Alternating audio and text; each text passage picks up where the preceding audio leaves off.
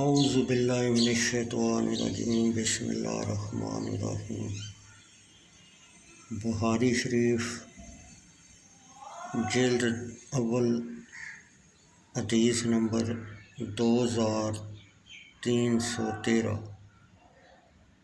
حضرت جابر بن عبداللہ رضی اللہ تعالیٰ عنہ سے روایت ہے، انہوں نے کہا، نبی کریم صلی اللہ علیہ وسلم نے سن 8 ہجری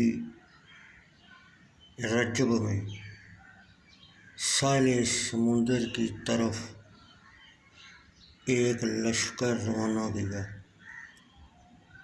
اور حضرت ابو عبیدہ بن جراح رضی اللہ تعالیٰ عنہ کو ان کا امیر مقرر کیا،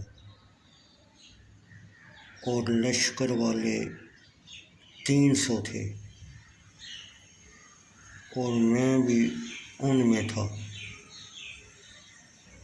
اور ہم نکلے یہاں تک کہ جب ہم اثنائے سفر میں تھے ہمارا زاد راہ ختم ہو گیا۔ حضرت ابو عبیدہ رضی اللہ تعالیٰ عنہ نے حکم دیا کہ لشکر کا سارا توشہ ایک جگہ جمع کیا جائے۔ چنانچہ سارا توشہ جمع کیا گیا تو وہ 2 تھیلے کھجوروں کے بنے۔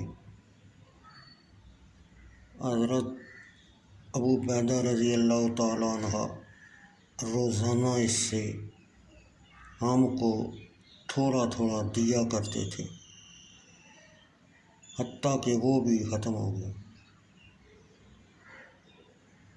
اور ہمیں صرف ایک کھجور ملتی تھی۔ وہ بن کسان نے کہا، ایک کھجور سے کیا ہوتا ہوگا؟ تو جابر بن عبداللہ رضی اللہ تعالیٰ عنہ نے کہا، جس وقت کھجوریں ختم ہو گئیں تو ان کا نہ ہونا ہماری پریشانی کا سبب بنا، یعنی کھجوروں کے ختم ہونے سے ہم غمناک ہوئے۔ حضرت جابر رضی اللہ تعالیٰ عنہ نے کہا، پھر ہم سمندر کے پاس پہنچ گئے۔ ہم کو پہاڑی کی طرف ایک مچھلی نظر آئی اور لشکر اس سے 18 دن کھاتا رہا۔